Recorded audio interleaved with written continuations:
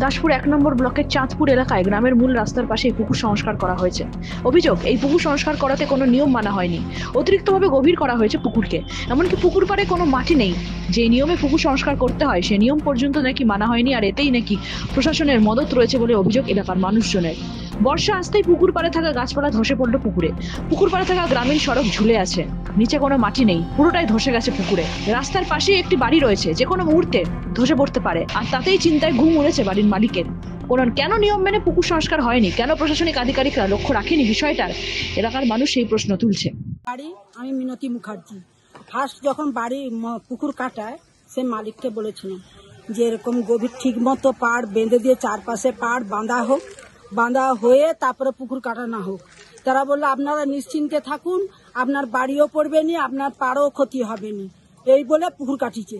তা আবার বাধা দিয়েছি যে পুকুর হচ্ছে এরকম কাটানো হচ্ছে কেন, এত মাটি উঠছে, আমার পাড় পড়ে যাবে, আমার বাড়ি লাতি বউ লাদনি নিয়ে থাকি আমি, পাকার বাড়ি, কত কষ্ট করে আমি বাড়ি করেছি, সেই বাড়ি পড়ে যাবে।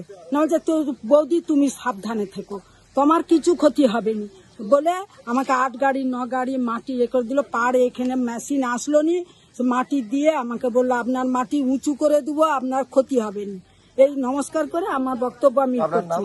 মিনতি মুখার্জি। এখন কি তারা ভয় লাগছে? এখন আমার এই যে বাড়ি ক্ষয়ে পড়ে যাবে, আমার কত কষ্টের বাড়ি, আমরা 4-5 বরম বাড়ি রয়েছে, কত কষ্ট করে এই বাড়ি করেছি আমি। হ্যাঁ, আমি মিনতি মুখার্জি জব কার্ডে কাজ করে কত কষ্ট করে ছেলের জন্য এই বাড়ি করেছি। এই বাড়ি খসে পড়ে যাবে সেই ভয়ে দিন রাত আমি ঘুমাতে পারিনি যে এখানে বাড়ি বাড়ছে, এবারে বাড়ি টেনে নিয়ে পুকুরে পড়বে। বাসুদেবপুর এবং কর্মীজোড় দুটো মৌজার সংযোগস্থলে এইখানে যে রাস্তাটি যাচ্ছে এটি ডিস্ট্রিক্ট বোর্ডের রাস্তা আগে ছিল, এখন আমাদের একবারে জেলা পরিষদের রাস্তা। এই রাস্তা দিয়ে বহু মানুষ যাতায়াত করে। এর পাশেই একটি পুকুর আছে, এটা 1044 দাগে কর্মীজোড় মৌজায়।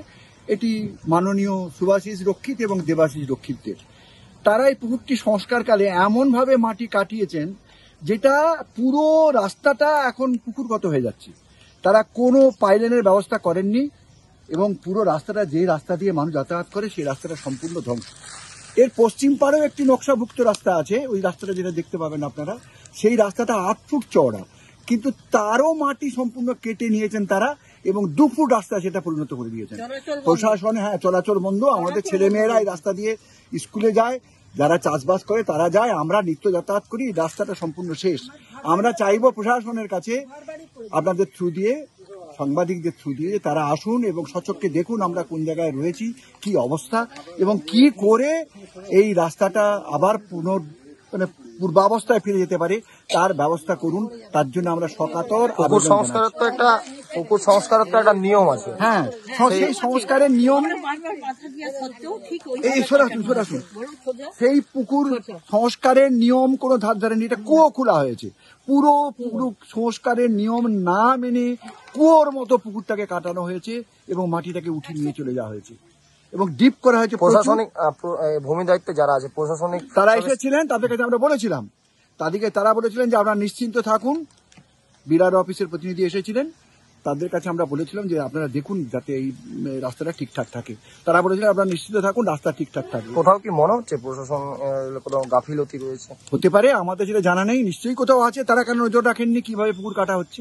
তারা কিন্তু রাখেননি।